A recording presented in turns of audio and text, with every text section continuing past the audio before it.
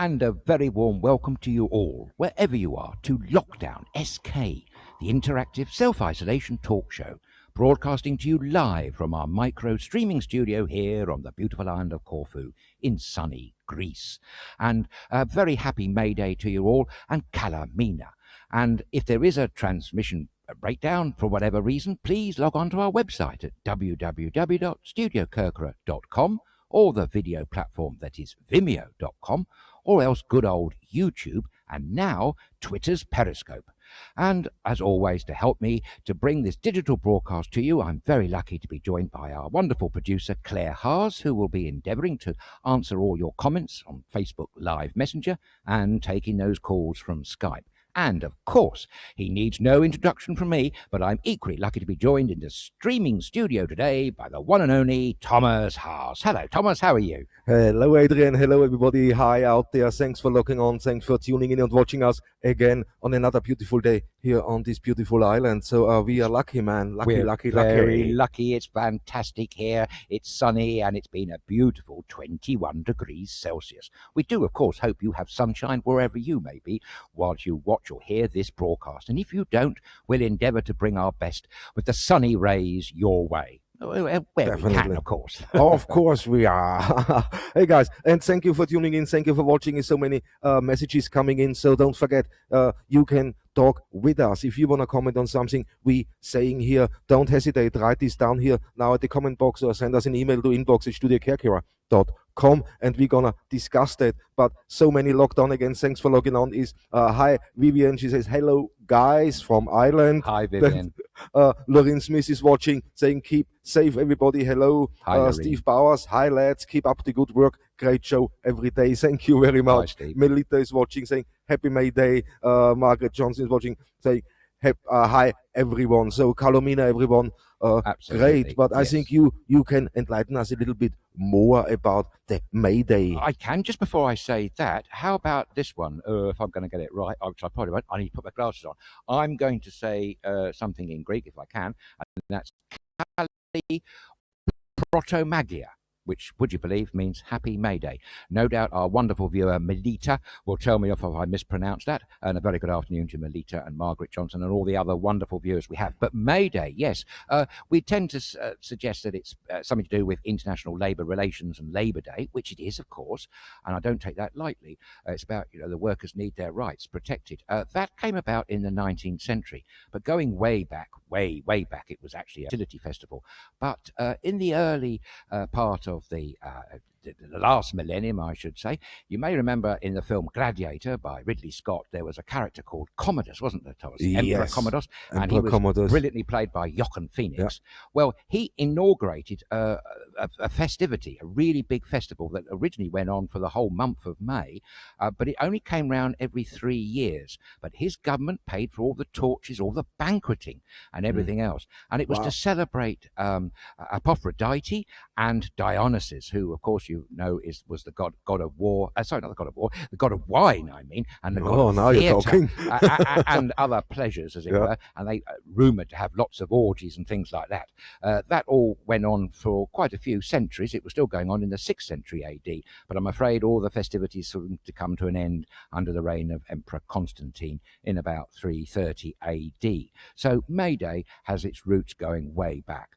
As you heard yesterday in Lund, they were celebrating a Northern European festival there, and that's a similar thing. So it's big in Europe. Russia has got 11 days of holiday, lucky for them, although they're suffering with wretched COVID-19. Incidentally, the Prime Minister there was taken ill on a live video broadcast. Yeah, that's quite stunning, isn't it? It is, and he's in hospital, and he's made the point that it really is important for Russians to listen to lockdown orders, stay at home and try and not get carried away with the May Day and following week's celebrations. Heavy fines imposed on those that break them. But it just shows you that everyone can get this disease, and the people in the United Kingdom know only too well that their Prime Minister Boris Johnson has suffered, as indeed with the health minister in Iran in the early days, you may remember. And Justin Trudeau's wife in Canada, she tested positive, and I do believe Tom Hanks's wife as well. So it can get anyone. It's not discriminatory, although I must point out something that alarms me, that apparently you're 3 times more likely to have serious serious implications and suffer with COVID-19 if you're an ethnic minority living in the United Kingdom. That's really quite horrifying. That's strange. Yeah, I don't understand the connection with that whole thing. So it seems strange to me. Yeah, but anyway, May Day celebrations here are curtailed, obviously, because we're under lockdown, but I'm sure people are having their own private celebrations wherever they are. No dancing around the maypole today, though, I don't think so, Thomas. No, sadly not, but people are joining us. Hi, hello, everybody. Thanks for joining. Margaret Johnson is saying, hi, everyone. Kalomina, Steve Bowers is saying, hi, lads. Keep up the good work. Great show every day. Looking forward to a few beers with you later in the season. Fingers crossed. Thank you, yeah, Steve. there we're crossing our fingers, definitely. Jackie Cherry is saying hello. Hi, everyone, on this beautiful warm day. Yes, it is. Nikos Louvros and Annabelle Louvros from London says hi. Gary Ortiz says hi, guys, from Island Donegal. Hi, Donegal. Nice Donegal. to see you all. Paul Dew, Carlo Mina, Margaret Johnson's son, and rain in Kent. Oh, no. Oh, more rain in Kent. Oh, that's a shame.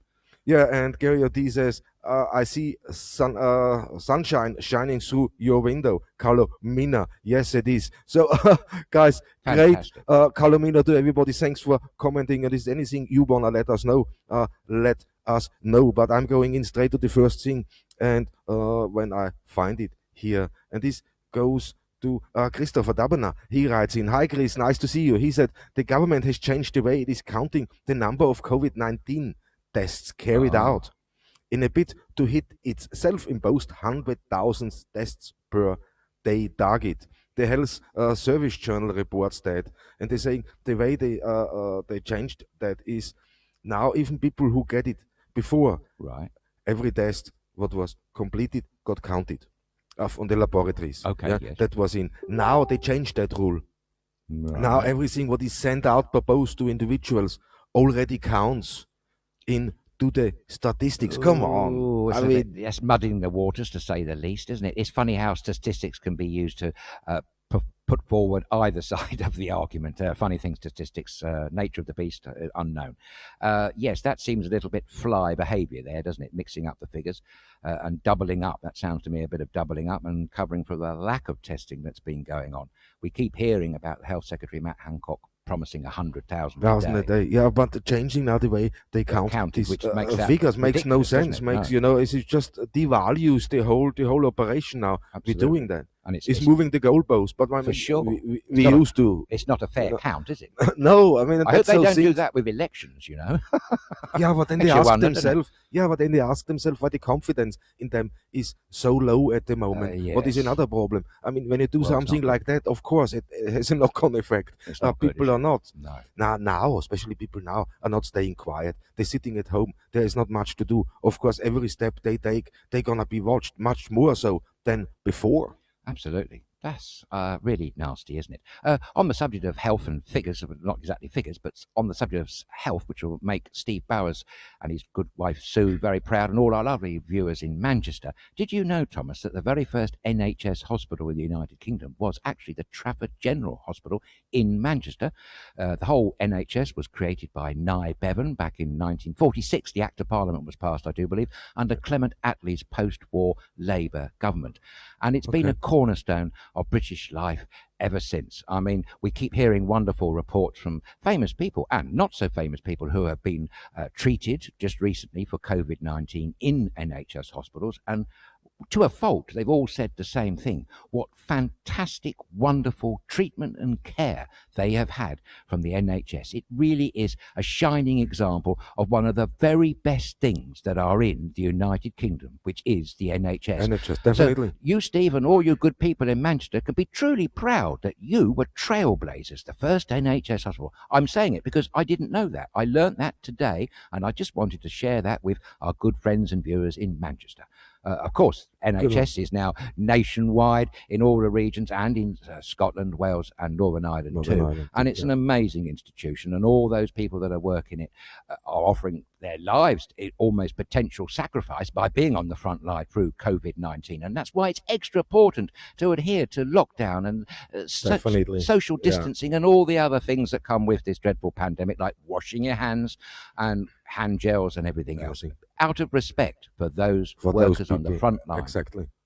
It has to sacrifice. be. There were enough sacrifice made already. So we should take that serious and support that. Yeah. It's just a small thing, actually, but can have big consequences. And that's said, endorsed by even the Prime Minister of Russia, no less, backed up by Mr. Putin, who incidentally surprised me by admitting that Russia had not got enough stocks and supplies of PPE, would you believe? He's very concerned about the regions of Russia. So he's admitted his country hasn't got enough. I think that must be the case in the United Kingdom. I would have thought. Probably. Should I make you smile? You're going to always Should make make you smile. I have to apologize quickly too. So I have to apologize. Oh dear, what's coming because I always say cherry. It's not cherry. It's not Gary. It's Cherry OD. So sorry for pronouncing your name wrong. Cherry. Just told me. I wrote on the side here. It's Cherry, not Gary. So Cherry OD. Sorry about that. And Calomino to you. Let me carry on with Cassie Duckworth is saying Calomino to everyone. Hi, Cassie. Tom Giddings. Hello, everyone. Hi. Tom, thanks for tuning in. Sally Roberts, hi, all from sunny but chilly West Cornwall. Chilly, that's a shame, Sally, isn't it? You don't expect Cornwall this time of year to be chilly. I have to say it's been 21 degrees here today, so don't want to make you envious. Just look forward to that holiday to Corfu when you can, whenever that's going to be, and we still don't know about that, do we, really? No, definitely. No, we don't. We have no idea. Robert Abelli, good afternoon. Hi, Robert. Good afternoon, Nice to see you. Chris Taberner is saying, yes, exactly, Thomas. It's a con. This with the numbers. Yes. And I'm not. So, about lighter news. Anthony is writing in from Holland and saying, just found a bottle of Ouzo at home. Yamas. Enjoy that and think of us, please. Excellent. Thank you, But great. Thanks for writing in. Thanks for commenting. I try to get that all in.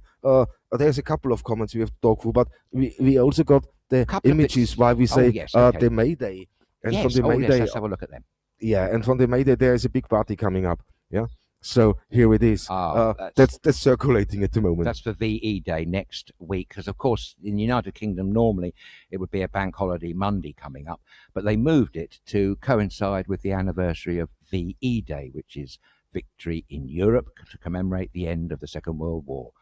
And there's going to be a big, there was going to be a big days of events, but of course with COVID-19 hovering around, I think things have been curtailed slightly. But this is a good idea. It's a good thing, though, still with social distancing kept in mind, and it's a quite a interesting rundown. No? Prepare for the day by decorating your house in red, white, and blue. So 11 o'clock in the morning, so 11 a.m. is a 2-minute silence on your doorstep.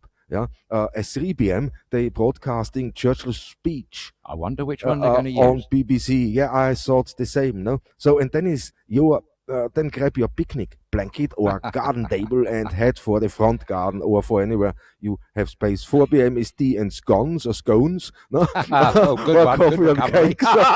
Hedging your bets there. Yeah, that I one. had to fit that one in. No, and 6 p.m. dinner and raise your glass to your neighbors. And 9 p.m. nationwide sing along to We'll Meet Again with Royal British Legions after the Queen's address. So please remember to follow the social distancing rules. Absolutely. And that song there, younger viewers might not know what it relates to, We'll Meet Again, but of course it was the most famous song in the United Kingdom and around the world in terms of the Allies, sung by Dame Vera Lynn, who you may be very pleased to know is still going strong at 103. Which I think is absolutely marvelous. Is great, isn't it? It is. But it's another thing, and Nikos, just thank you, Nikos Lewis, for reminding me. He wrote in 3 months since the Black 31st of January. The first 2 cases of virus and the final decision about leaving the UK. So that is that one. And here, when you look, I got up there the Evening Standard, and this is from the 31st of January. Thank you, Nikos Lewis, for sending that over. And there, what the first headline. Killer virus, 2 cases in Britain. Do you know that's the most dramatic front page, isn't it? That's really quite a thing. Yeah, yes. And we all were oblivious to what is to come. Yes, so indeed. That's the whole thing, you know. Yeah, absolutely.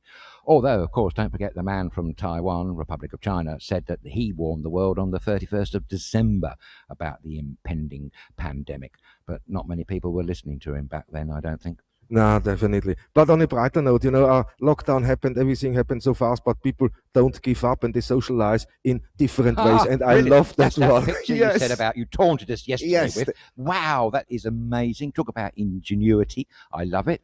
I don't know about the neighbours next door, what they think about it. But anyway, fair play to the ladies who are dining in style on their balconies. Great. And before you ask me which country that is, I have no idea. Good one. But I think it's you see, this is perseverance, man. Yes, it could be anywhere. Mediterranean, perhaps it has that feel to it. Yeah, definitely Mediterranean. Yeah, great picture. But great. No, that's so what we have on the pictures over. But hey, yeah. I had a couple of bits of weird and strange news. Did you know, according to a BBC reporter, it almost sounds like it could be fake news. I'm sure if the good viewers of Luton, if there are any, are watching this or hearing this, they could phone in and let us know. But apparently Wizz Air, the low-cost Hungarian carrier, has started flights out of Luton Airport today, going to a variety of places. Would you believe? I've got a okay, list you here. got them here. Yes. I mean, has this something to do maybe with all the workers, the farm workers, or? No, well, I don't know. I going back, I doubt it because of where they're going. They're going to Spain, Portugal, Slovakia, Serbia, Romania, Hungary, of course, and Israel. I raise an eyebrow to Israel because I understood, last I heard, they had a 14-day quarantine imposed for all international arrivals.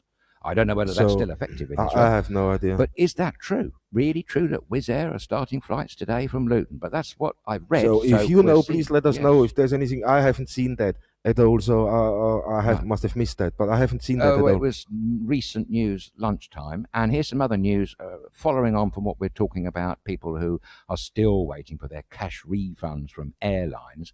A line or two out of Ryanair and Michael O'Leary. You'll be pleased to know he's taken a 50% pay cut for the rest of the year. However, he is, but the bad news is he's asking his remaining staff to take a 20% pay cut, and he's making, sadly, 3,000 people redundant, 15% of his workforce. However, this is what he says, and this is what the people at home will want to hear. This is a direct quote from Michael O'Leary, boss of Ryanair. Asked to explain why people aren't getting their cash refunds, he's saying that they've got a tremendous backlog, up to 25 million unresolved cases, would you believe? So they're working their way through that lot. But he said this line: if you want a cash refund, you will receive a cash refund. There we are, folks, in writing from the boss of Ryanair, Michael O'Leary. So if you are a disgruntled Ryanair passenger waiting for your cash refund, rest assured it should be on its way to you. I won't say winging anytime soon because it looks like 25 million backlog. It might be some time to go. But he did also say that he had sufficient cash resources to keep the airline going. So that's good news. Well, I mean, it is, isn't it? On one side, okay, he gives up 50%. He makes enough anyway. So of course, but yes. you know what? By having admitted, we have enough left to do that. So it's encouraging, especially when you think now the tourist season. I would say that was the most slightly positive news we've had out of any airline from the United Kingdom. Oh, and the other bit of news, Thomas, is that today the UK government have finally agreed to look into the case for, in some form or other, compensating airlines. They've been very silent and tight-lipped on the subject up to now, but there is movement afoot. I think it's under peer pressure from their continental rivals, quite frankly, and across the pond in the United States, who were quite quick off the mark to bail out their airlines. Yeah, Nicholas Lewis is just saying here, it's true that Wizz Budget Airline is flying again. Thank you, Nico. So that's great. But a lot of people are joining us. Thanks for joining. Thanks for writing in. Here is a hi from Philip Ferris from a small fishing village in West Cornwall. Oh, hi, Philip. Nice for tuning in. Gary O'D, Cherry. So I'm saying Cherry O'D here in Ireland. The easing of restrictions are being extended for another 3 weeks. Only right so. So, and Patricia Webster says hello, and Adam James says hello from Rock Village, home of Adam. Happy Horses. How there? Yes. We had our first horse training lesson online with trainer coach watching from live stream and talking to the riders with Bluetooth headphones. Very strange, but it is the new way. Stay safe, everybody. Yeah, internet is coming totally to this. Great. Thank you very much, Adam, for telling us that. I know you and your good lady Rachel run a fantastic horse outfit there in Worcestershire. That's amazing, isn't it? Who would have thought? Yeah, see, this is what is changed now. This is new normal. The new normal. What the Greek Prime Minister said, we have to get used to a new normal, and the internet is going to be a big part of that. Oh, it's huge. And there's that internet is going to get shaped now. This is one thing, maybe what helps now the internet to find its place. But yeah, having online training, live streaming, look, it's something, man, we're doing it for 10 years. And you see, when we talk with people, especially back in the past, a few years ago, try to explain what we do, people are okay. That's a good point. With stream, you know, now people are getting aware of what's going on. I remember that night, that wonderful Saturday night in the summer when we did the Together We Dance program coming out of Benitez, beautiful Benitez on the East Coast with a wonderful Fenya and her dancers. And that was a great musical evening. But we had a lot of people nosing around the streaming shuttle. That was the previous version of this one. And they couldn't quite grasp what actually we were doing. How were we broadcasting? Where were we broadcasting to?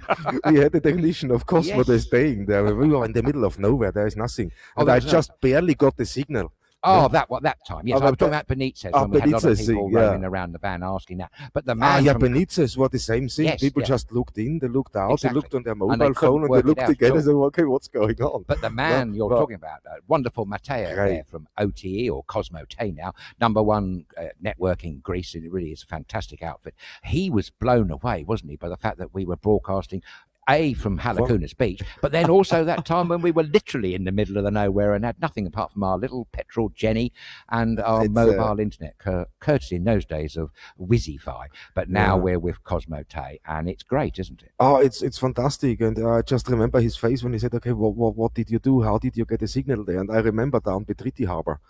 Oh, that was tricky. That was very, very tricky, but we managed to do so. No, it is possible. And now the whole technology, everything is moving. So, and people realize how important it is, especially also when you want to, for the carbon footprint. Look, Claire runs her internet development hosting company for 15 years, but she promoted from day one, a paperless office.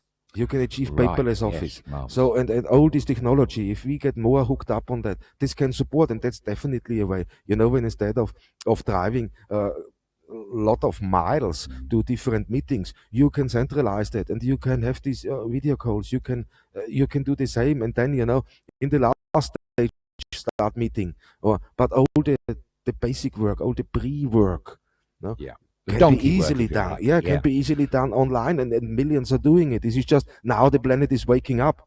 Outside, we were moving so fast. Now, people see how fast the internet moves. No? Yes, absolutely. And I think a striking image in most people's minds must be when the UK British government's cabinet started to have Zoom cabinet meetings. I think probably people like myself thought that if it's good enough for the UK government's cabinet to do their business with using Zoom, then it's maybe that is one of the reasons for the proliferation. I mean, don't forget, before the COVID-19 pandemic started, there were on average about 10 million active users a month on Zoom, and the figure just recently I've seen has shot up over 500 million. Just in the first month it went up to 300 million. Extraordinary. It's crazy, but it is, lockdown, people are at home now, they get more familiar with the internet. They see what the internet actually can do, and a lot of businesses got woken up now and say, hey, you know what, there's much more I can do actually from my business location through the internet without me running around. So I can the workflow changes now, and if you're a little bit clever, you can make this much more fluent than you had it, and that should save you money, should save you cost, should be really positive for your business. Just ask and just research. Is everything online what you need to know? Absolutely. And I think I read an article the other day that designers of office buildings are having serious trouble fitting in social exclusion and distancing rules. They're having to completely change their layout, but ultimately it's a very difficult thing to achieve. So I think it's in everyone's interest to do much more video conferencing and working from home. It's got to be that way, really. The technology is definitely here, and it's much better now, isn't it? It's just as everything else on the internet. It's confusing when you search for something, and you have to really put the hours in. Let's go back, when I'm Yeah, it's now my 11th year live streaming professionally. Is it and really? this is Wow. and this is, you know, I started full 2009. Right. And back then, there were not that much info about live streaming, so you had to find yourself a few things. But it is a time on research on the internet, sometimes days, searching to find the right person to collaborate with, to make things happen. And that happened over, you know, the first initial were from 2007 to 2009. I had 2 years of developing. Okay. And just looking and just collaborating with different people. But without the internet back then, I wouldn't have achieved it.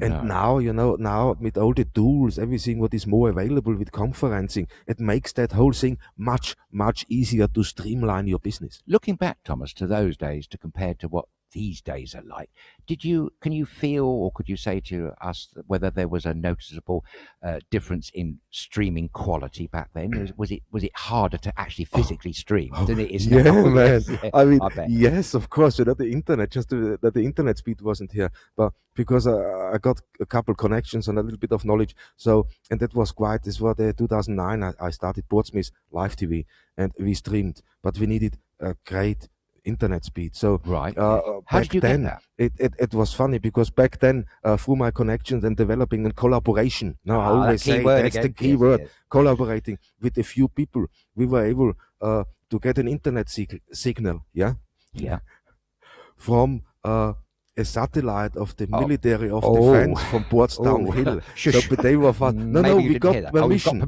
We had permission to do that, man. It was great. Don't want the boys in blue or green coming round. No, it was great. But we bounced our signal off that one. So we got the internet from that satellite dish Portsdown Hill. And we, at the Guildhall in Portsmouth, we captured it. And we had the 100 megabits up and download speed. We were more than ready. But the systems to stream were still not, you know, we still couldn't stream in HD.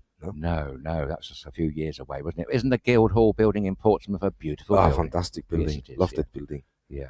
Well, that's interesting, Thomas. So, you know, about the technology, what we want to say before we bore too many people out there. It's it's technology, move it, embrace it. And research is not just a day. Sometimes you spend a few days, but you're going to find the solution what fits for you or your business. And that's important. So involve with that. It's not all bad. So it's the new normal. Absolutely. And we can use that positively, definitely. It's a funny thing. I bet everyone can identify with some of what you've just said there, Thomas. It's funny, isn't it? When you go online, you check your Facebook page or other social media account, or just do anything online. The time just goes, doesn't it? It's mad. You think, I'm just going to be 20 minutes doing this or that. 20 minutes becomes 2 hours before you can say Jack Robinson. It's not just for me checking, you know, for the show, checking the emails, checking the news, checking everything out, what's gonna go into the show, what we can talk, and then of course what you guys writing in, for the day. And we love it. Normally, you know what, I have a coffee and I do that, and now I'm going to have 3 coffees or 4 coffees. No. And, because it's just rolling. It's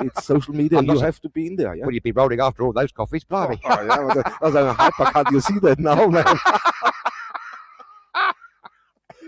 Okay, man. Right. No, Excuse me. It's you know, that's how it is, and that's what is our job, and we enjoy it. We love it. That's why we built it all, and we do it. But if you have any questions, you know, you can always send me an email to inbox@studiokerkyra.com. If you struggle with something, I'm always happy to give you some advice here. No, we're all happy to do that, of course. Absolutely. And you know what the real bottom line is here, why we love it, and that is because we love talking to lovely people like you, wherever you are in the world, and that's why we love this digital platform being created by Thomas and Claire here for Lockdown SK, because it involves so many people, both you, wherever you are off the island, saying hello to your loved ones nearest and dearest here on the island, and, as we keep saying, vice versa. Lovely Corfu people can say hello to all their friends and relatives and everyone else from around the world, and they can do it instantly as well, and they can ask questions, and hopefully they can get pretty quick answers. And we've been very blessed, haven't we, Thomas, with such eagle-eyed and clever viewers who just instantly snap and bring us back the correct information. So that's another reason why we love you guys, wherever you are out there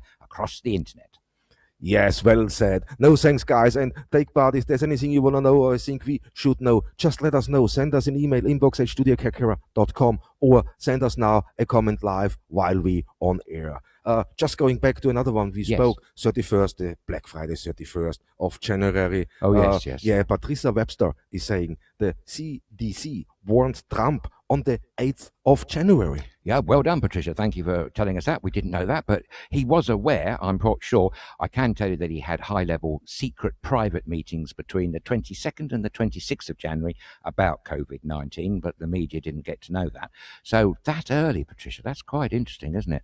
Yeah, so everybody got warned ahead already, but nobody took it really serious. That director, I can't remember his name now, the guy who stands behind President Trump, or used to on those White House briefings, the director of the CDC, he's been warning consistently now, all the way along. He has not changed his point of view. So cool. It's obviously fallen on deaf ears in some quarters, I would say. Yeah, one important update I have to mention to you guys is the restrictions what get eased here now. Oh, we made a little mistake. No, it's no mistake. This didn't come out. Something. That's right. Yeah, well, the paperwork I got, the graphic was missing something, wasn't it? Yes, and the thing is, when this is now the restrictions without sending you SMS, or I have the documentation, so that stops on Monday, the 4th of May. Yeah. But we got a restriction from midnight till 6 a.m.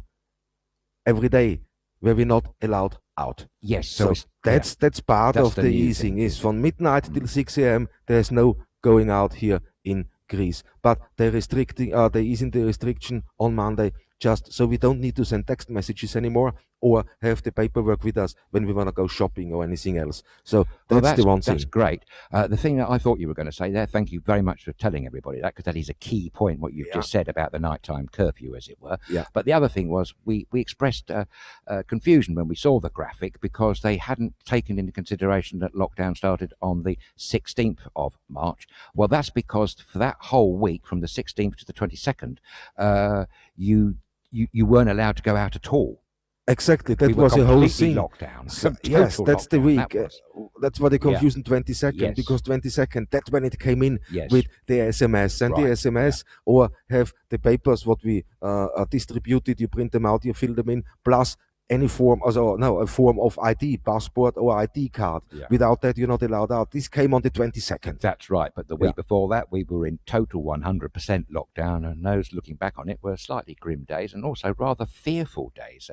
There was not much information around, an awful lot of panic, no doubt a fair few fake news stories, and we really didn't quite know where the direction of travel was. Yeah, exactly. So, but now it becomes slowly clearer, so we can move. But still restrictions. We just don't have to send the texts, but we still have to be careful, and we are all. Oh, and that's where the rule comes in: mandatory face masks. Right. But in closed spaces and supermarkets and hairdressers and so things. So there we have to wear face masks. Also, when employers and employees in any servicing have to wear face masks, and that's when it starts now. So it becomes compulsory to wear masks in small events, closed spaces, and so on. So, but you got something about the masks here. It seems forward. I got something about masks because we Claire made some last night. I shared it on the Facebook page already. I'm gonna show here, but you got something. Well, I've got a contrary view. Yeah, I mean,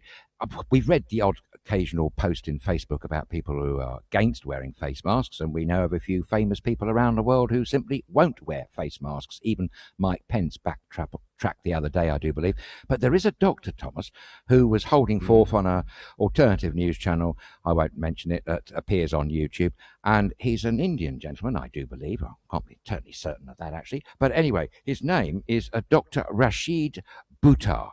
And he's warning quite the opposite, actually. He's saying, and I'm only reporting what he's saying, not my own opinion, I'm just telling you straight, as per him. He's saying that face masks are there for health professionals, nurses and doctors. And the idea of them is to stop coughs and spits coming from the surgeon or the nurse going into the patient and infecting the wound, not for the general population to wear. And he makes this point, this is the reason why he's saying it, is because by wearing a face mask, and you're healthy, ostensibly, you are restricting the flow of oxygen and the speed of oxygen down into the lungs. And at the same time as that happens, your body, without you realizing, is suffering a mild kind of trauma. And he says it's precisely that mild trauma that makes that body more susceptible to COVID-19, because it tampers with your immune system. Okay. That is what he's saying. Now, I cannot verify that, but it's an interesting point, and it is shared by others, I have to to say. Okay, man. I'm not disagreeing with that one. I think by health professionals now with their masks, what they have on, now, they probably prevent that. They're especially designed for that. Definitely, this kept in mind. They sort through these things. But for everybody else now to say, be careful with mask. I think, I don't know. You know what? If I wear that mask 24/7 or a considerable time every, continuous considerable time every day, yes, there is something slightly, I can understand that, but we're not wearing them constantly. You're not wearing in your house, you're not wearing in the thing. You wear them when you go out, and you shouldn't be out there for 8, 9, 10 hours anyway. No, really. It's so you go out, and for this hour or something, an hour and a half to wear that is all right. You don't need to wear it in the car. I wouldn't have thought so. Exactly. So you put that on when sensible wear. And it was sensible wear. Okay. So to come out with that, it's from health professionals. I think they should think a little bit before they release something. Well, actually, you try to find something here, and then you get conflicting messages, and that just contributes to the whole confusion. I would agree. It's just interesting. Is he right? I mean, if there are any medical experts out there who know a bit more about the immune system and the wearing of masks, please let us know.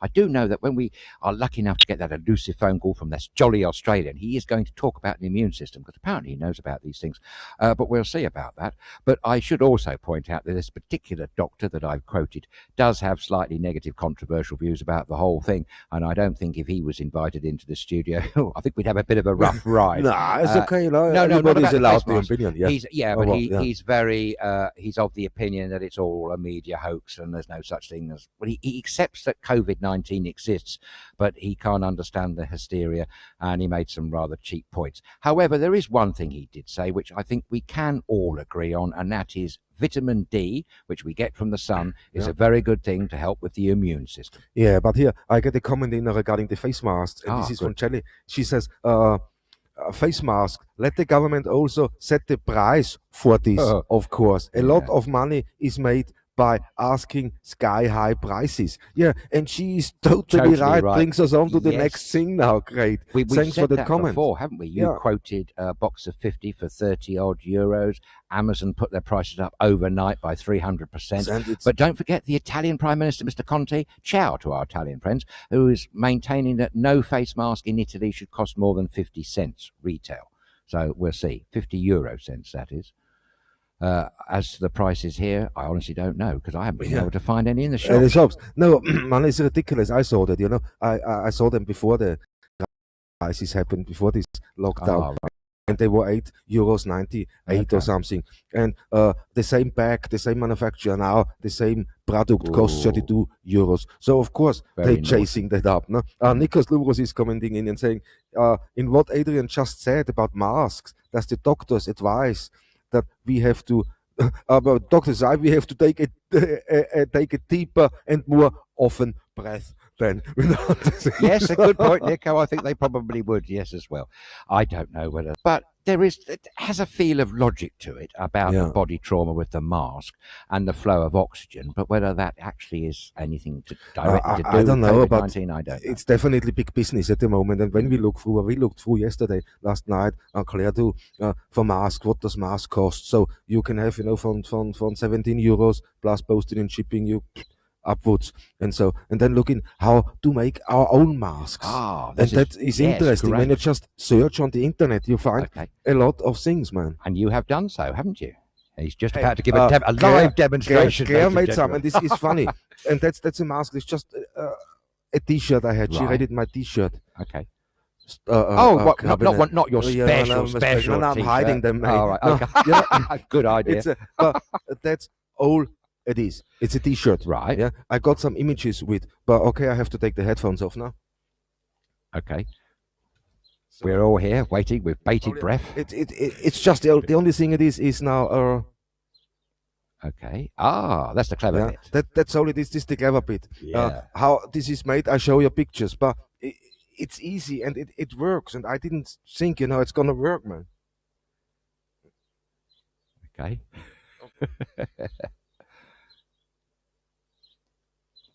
Well, there we go. Splendid. And I got my mask on. That was relatively easy, wasn't it? And definitely painless. Definitely painless. I mean, you can take, more time of putting them on, not like I did it now and I can't see really. But that's it. And this is so easily made, and this is the right material too. And you can feel it. You know, you can feel it. Still with the pad, they have more security. But okay, it works. I like that. Here's a question for you. It's great. Do you feel you're getting sufficient quantities of oxygen and in the right velocity? Definitely. I don't have any problems breathing or anything. No, it's just you know, different of what you wear now. It feels different. It feels weird because we're not used to that. But this is an old technique. As masks go, it looks an old technique. It's not new how you make them. And I think this goes back to Asia when they make them, especially for the Sahara. And so there is something. But I mean, good one. That's and you say it's easy to do, really? I mean, are you sure about that? Because someone like me who's absolutely useless at anything to do with DIY would probably end up having great difficulty, I would think. Now, let me talk you through quickly here. Let me get my headphones on. Right. You see this one. This is just cut out of an old T-shirt. Right. Straightforward so far. So far, straightforward, yeah. Oh, I have to get my headphones on. So, old T-shirt. The measurements is measure from, let me go back quickly. So, measuring. Yeah, measuring now. Right, when you do that for cutting the material out, you go from ear to ear, measure your face. So mine is around 10 inches. Yeah. Right. So put around 2.5 inches of top on top of that. On top, yeah? Right. And then you come over to the material. So the length is a rectangle. So you double fold, and you have, by my case, is 12 inches wide, but 6 inches in depth. Okay. Yeah. And this is how you cut that. And let me show you quickly from Opala. That's the. No. Yeah. Here we are. That's what you cut. And this is now 12 inches by 6 inches. Yeah. Right. Okay. So then you fold it, double fold it, fold it again. You fold it in half. That's now folded in half. Right. Yeah. After folding it in half, just fold it again. Yeah. And then you fold it again. Okay. So far, straightforward. Yes. Then the only other thing you need is a scissors for that, and material, and tape measure. Yeah. That's all you need. And then you start cutting. See, and you cut a little bow from the top, left up. Right. And then you cut. Two cuts there, aren't there? Exactly. And the second cut, this is for your ears, and that's where I make a cut around 1.5 centimeters. Claire got the post on, and we got this post also on our Facebook page, StudioKerkyra, so you can watch that video on there. Well, that's handy. That's great for like you know, you can watch this a couple of times, and Jay can try to make one. So, and that's it. And then you have, she done for the crew a couple of masks, what is very important. And in the end of the day, that's Claire, our producer, and she wears the finished product. Excellent. Yes. So you've got colours, his and hers, perhaps, then? Yeah, probably. So it is, but it's 12 by 6 inch, 12 inch wide and deep 6 inch to make that. But go on to the thing, to the page and have a look. But it's easy. Now we got a few, for her, for me, the same looking, because the t-shirts front and back we used. So one set is for me, one set is for her, and so we have a couple of spare ones. Don't worry, mate. Super. And it seemed quite. How long did that take? Not long, I take, really. At the beginning, I think the first mask she made around in 10 minutes. Really? So 10 to 15 minutes she was on there, and then she had the first mask, and then we just tried around a little bit. Okay, go a little bit longer, but and then each mask she's doing that quickly now. It's really not hard to do. That's the whole thing. You explained it very nicely, and it seems straightforward, relatively speaking. So yes, maybe we'll have to give it a go. That's a great idea, isn't it? Actually, whiles away some time under lockdown, and it saves you having the bother of going to look for them, if there are any, which there aren't, and paying out any money for them. So yes, why not reuse something that you're not using? Obviously not your best t-shirt, though. I wouldn't have imagined that would go down too well.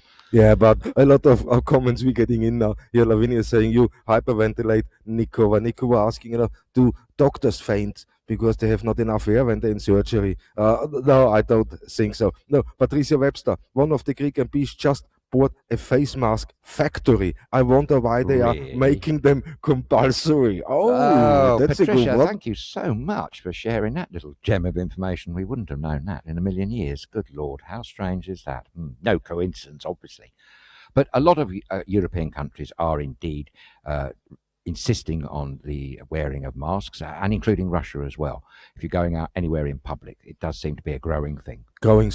Yeah. And when I just hear there is lots coming in, Bowl is saying most mask wearers in beautiful Bognariges this morning were ignoring the social distancing rule. So that's coming in because they think they're wearing masks now. They don't need to. Yes. Jelly is saying great idea, and Adam James is saying some people are better looking wearing a mask. Well, absolutely, Adam, and I dare say I'm one of those that would be a hell of a lot better off. Yes. And Cherry O.D. is writing in and said, I enjoyed the bra joke a couple of days ago. So, with the right, yes. Yeah. I know the one. Thank you, Vivienne, by the way. Yes, and Scott, he was wearing the left cup, no? Yes. The other would have made him look like a right state. We got the joke eventually. Well done, Thomas. We got it eventually. We're still laughing, mate. Yes, I think you're a good one. Jerry, must have remember that. Fantastic sense of humour there in County Donegal, Ireland. Really must.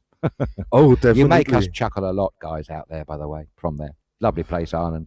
Beautiful. Yeah, and I get more in, and the masks are important. No, Margaret Johnson, I made one from a man's handkerchief with hairbands to go around the ears, and if you put a napkin inside and try to blow out a flame from a lighter, you cannot do it. You try to blow out a lighter from a lighter, a flame. Right. You cannot do it. There you see. Well, that's a handy tip to know. Thank you, Margaret. We don't want to be setting ourselves on fire. I'm used to doing that. I do that quite a lot, actually. I must have been a pyromaniac in a former life. But that's a very good tip. Thank you very much indeed. So, and Nikos Lou was saying, bravo, Claire, for showing how to make masks. That's great. And Paul Dew is saying, looking good, Thomas. Thank you. So, you know, it kind of suit you, Thomas, I've got to say. And the colour was a good one. Yeah. Yeah, I got some in SK colors here too. So I showed you that by picture yesterday or what. I sent you that picture, I think. Yeah. Well, great. Thanks, guys, for taking part. Thanks for joining. Thanks for going into the comments. If you have anything to say, don't hesitate. Write us a comment here now or send us an email to inbox@StudioKerkyra.com. Or, write us if you want to talk with us live here on lockdown. So via Skype. So if you write in, connect up, we set a nice live call up and you can get across your opinion. Totally. We absolutely love hearing from you. Thomas, do you want a bit of good news from the good old US of A and it's Los Angeles? Always good for you. What yes, Los Angeles? Well, we have a good friend there, Andrea. Hello, Andrea. Yes, hello, Andrea. Well, you'll be pleased to know that they're now offering free COVID-19 tests to everybody, regardless of whether they're key workers or not, or whether they're showing any symptoms or not. California is the most populous state in the United States of America, and they've reported 48,000 cases, would you believe, just in LA alone, and over 1,900 deaths. So the governor there, Gavin Newsom, is very concerned about the spread of this disease, and he's saying that he will not let the bad behavior of sun seekers threaten to undo all the good work of the lockdown, which is why he's closed a lot of beaches. He was very concerned last weekend. There was a beach in Orange County that was absolutely ridiculously overcrowded.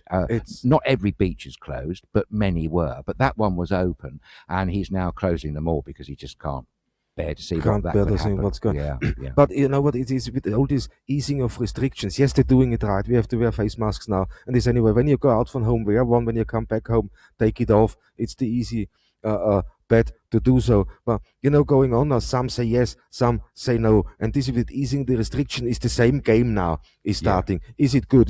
Before lockdown they said, should we lock down or not? What should the restrictions be? And they all were discussing for quite a while missed the time they should have done it. Indeed. Too much talk and not enough action. Too much talk. Exactly. They didn't get the panic, the speed of this disease. I mean, first cases, became known allegedly in October. First cases were reported in November. This is in China. But then I think there was a lack of reporting going on. There was the dark time in sort of December, end of November, maybe going throughout the whole of December, where the world simply didn't really know the extent of cases. There was not enough information sharing. But now, you know what, now the lockdown works. I know the cases are coming down. The line flattens, thanks God. And now it's the risk of second wave, and again we're going through the whole same thing, only because we didn't stay at home for long enough. Exactly. It's not fair. It's, you know, what is this with the easing now? When mandatory face mask, when you make the face mask mandatory, make it for all the time. When you leave until you come home and finish, and not just.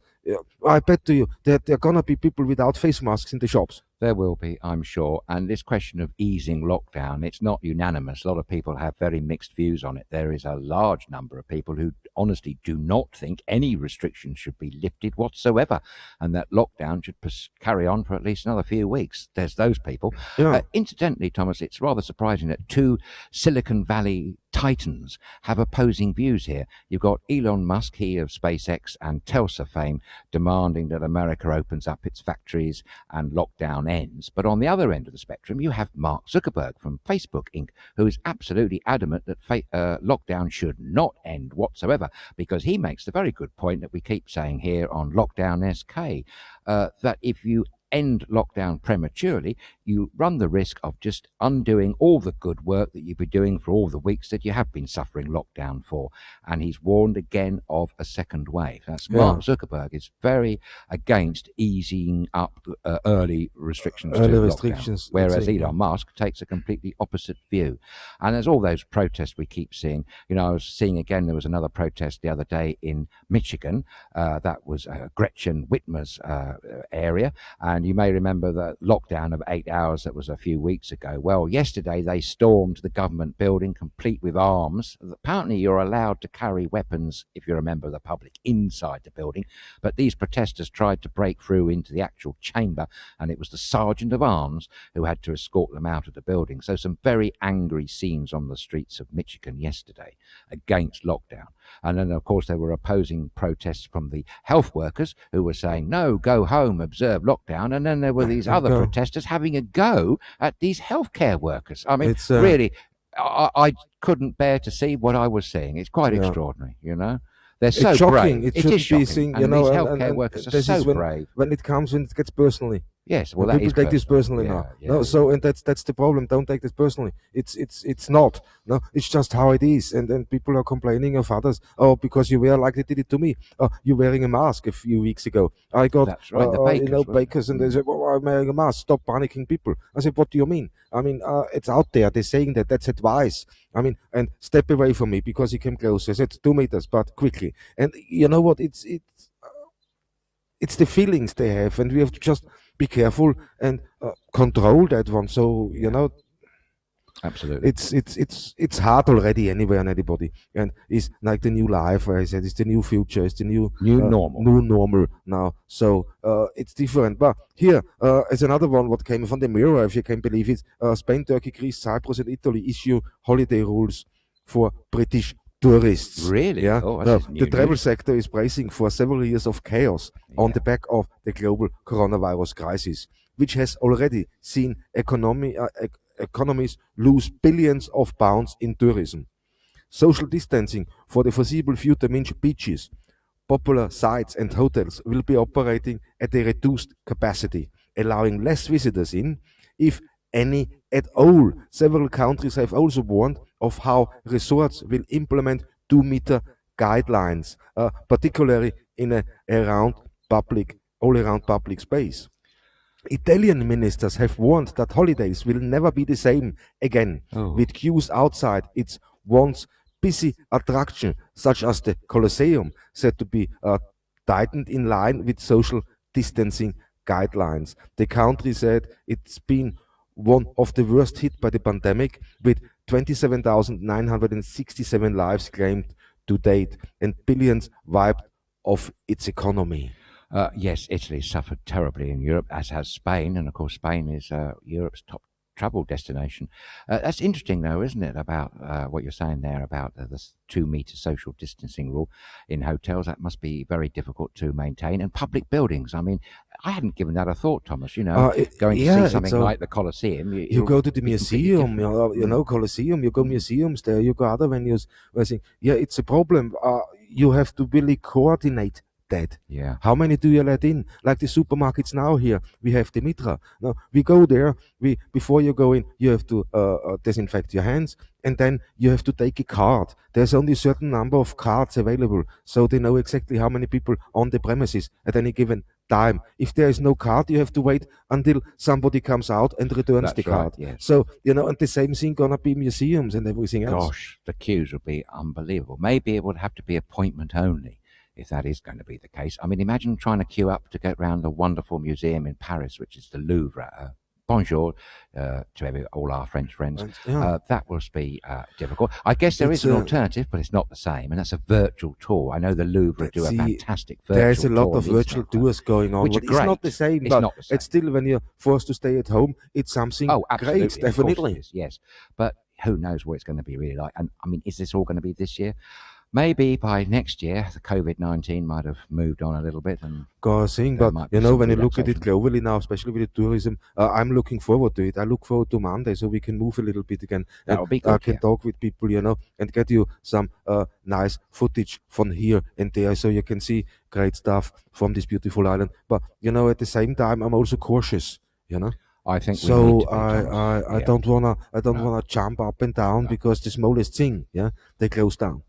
Absolutely. And we should repeat again that the Greek government, as indeed a lot of other governments around Europe, have stressed that should there be any sudden upswing in infected cases or deaths or anything like that, they will reimpose lockdown procedure. Definitely, and here we got it already. Anthony van der Krak is saying, now, how do we do that in an aeroplane 2 meters apart? See, that's those things. That's the thing, and that's where the middle seat business came in. The airlines were saying the only way that could happen is if the middle seat is vacant, and then you hear from the airlines saying, oh no, that would make them unprofitable because it would produce a 66% load factor and they wouldn't be able to operate on that. But Michael Leary has gone on the record for saying he won't stand for that. That's Ryanair chap. I don't know. Yes, you can probably say that, but what about the person behind you or in front of you? That's not exactly that correct distance, is it? It's a little bit nearer than that. And then you've got the actual boarding of the aeroplane to consider as well. See, what I gonna think gonna happen is, okay, this with aeroplanes is gonna start very, very slow, and they're gonna be putting restrictions on. So, and all these restrictions just gonna blow up the price for airline tickets. So you have to compensate, and we have to compensate for that in paying more for it. But I think what we're gonna see happening is that people, instead of going by aeroplane, it'll be other forms of transport. They're going to be other forms. Yeah, so maybe train, is another one. Bus companies, coach companies, that's going with that, but still the restrictions. But they're going to opt a lot with their own cars. Yes. Because that's safe. I can have my family in there, I can have two in there plus one, I think what they said. So, and I'm all right. If you're a bigger family, okay, I don't know what they want to do there with it, but if people carry a lot, but still, you can't social distance in there. But no, if it's family, it's probably all right, and they're gonna all come with cars, with coaches, per train.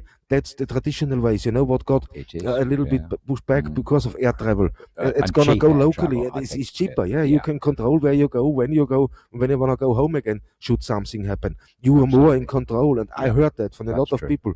I go camping this year, or I invest in a caravan, and I'm in control. I can go where I want. Should something happen, I can back up. I'm not relying on any tour operator. No air travel included. I'm in control, and that seems to ease the fear they carrying, because you come over here and you get diagnosed here. You're stuck. Yes, that's a very good, interesting point. Incidentally, that backs up what the Greek tourist minister said a week ago, that he thought that most early holiday makers to Greece will come by car or rail or road and not by air. And that's why he was saying he was expecting an influx of Eastern European visitors. But certainly other alternative means of transport other than air is on the cards. And I think the coach operators gonna be profiting them from that, and so the train operators probably do. Their overheads are not as extreme as in the aviation industry. That's very true. They haven't got to worry about all that fuel, although of course the fuel price has come crashing down, so I suppose that's one bit of relief for the airline industry.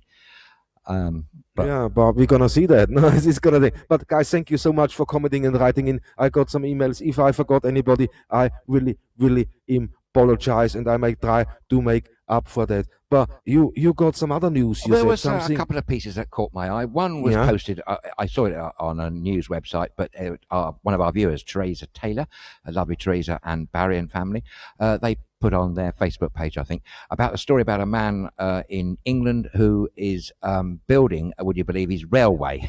He's an ex-British Rail employee, and he's got 30 foot of track in his back garden, and he's created this carriage, which was an old plate layers vehicle that his blacksmith friend made some additions to it, and he's now got a wood burning stove in the kettle, 12-volt lighting, and he can have his mates round after lockdown for cups of tea. He's asked for an extension from his wife for another 45 feet, but I think negotiations are a bit fraught. But the other thing that really caught my eye, Thomas, was about lorry drivers. Lorry drivers in the United Kingdom, they are classed, and definitely are, key workers delivering all the essential supplies across the country right now at the moment. And one lorry driver was on a journey the other day, and he had to travel. You're going to hate this, Thomas. He had to go 100 miles before he could get a cup of coffee. Can you believe that? And more seriously, there was no fuel available, because I didn't realise a lot of the motorway service stations in the United Kingdom are currently closed. So it's a bad time for coffee. Yeah. So I say that. I mentioned about Gloucester service station on the M5 the other day. I don't know whether it's open, but if it is, go and check it out, because it's a great services. But this gentleman, Mr. Owens, I think his name is, and his good lady, on his one day off a week, which is a Wednesday, they've decided to go to Warwick services, and they're making coffee themselves and passing on to the general public. And she made 40 meals the other Wednesday. Isn't that nice of them? That's nice. That's great. See, there's so much collaboration coming out. That's it. Hey, I got a couple of devices now, mate. Gosh, I got here regarding Ryanair. O'Leary says this notion of running flights leaving middle seats empty is rubbish. That only leaves approximately 35 centimeters distance, nowhere near 2 meters. He did also say that airlines cannot realistically get back into business until there is either comprehensive testing and tracking to identify who is infected, or a vaccine. He was on BBC Business News. Yes, absolutely. Those points resonate with us. We've heard that. I mentioned yesterday, didn't you, that in the UK at Bournemouth Airport, they're running trials of a thermal camera which would take everybody's temperature before they got on the aircraft. So they're testing that at the moment. And of course, but they have to have it then on both, and not just there. They have to have it here too, so on both ends. This has to be coordinated. Absolutely. This running, isn't it? But you may remember a few weeks ago on Lockdown SK, we brought a short story from China. I saw films of a Chinese policeman standing on street corners with these thermal cameras in their helmets, and they were very effective, you know. Yeah, now of course they're effective, and you can prevent things from happening if you identify quickly. Okay, here, you know what, and isolate it quickly. But here, Paul Chu is writing in, thanks Paul, and he's saying that's the latest from the governor of New York. He just announced all schools will remain closed there for the rest of the academic year. Wow, thank you very much for telling us that, Paul. That's a very interesting piece of news.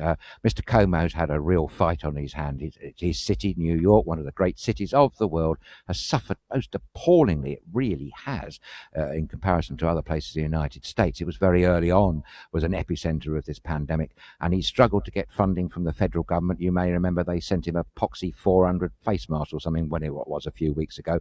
So that he's taken this COVID-19 pandemic extremely seriously. That's probably because his brother, who works for CNN, I do believe, no wonder President Trump doesn't like them very much, but his brother has actually had it, and he's done regular reports on video calls via CNN with his brother, who's the governor of New York. So there we are. That's a very interesting piece of news. That's very great. Yeah, and the last information we got regarding Ryanair came from our lovely Annabelle Louvros. Thank you so much. Yes, cheers for that. I did read something quickly, and I have no idea whether this is true. It was on front of one of the UK papers today, suggested that children aren't catching COVID-19 and therefore aren't likely to pass it on.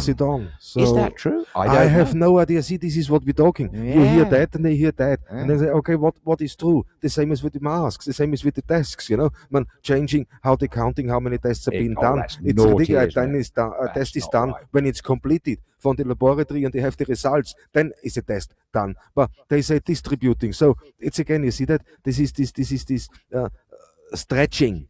You know what you said. Yes, they say everything in such a way. Style. Yeah, they say everything in such a way.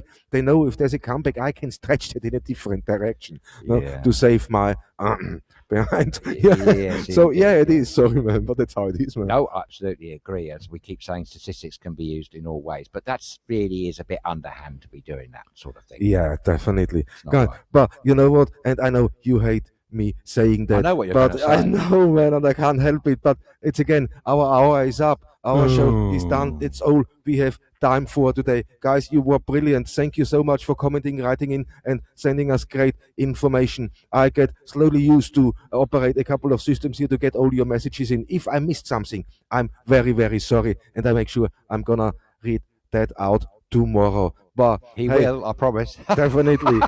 My boss gonna make me anyway. Yes, so it's you know, for me here on the beautiful island of Corfu, thank you so much for watching. Thank you so much for commenting. Please, guys, don't forget to like, share, and follow us. So, but for today, I wish you all a fantastic evening here from Corfu. Kalinichta. Absolutely, and as always, thank you very much for your time and enjoy the rest of your day, whatever you're planning to do, and a very good afternoon to you all.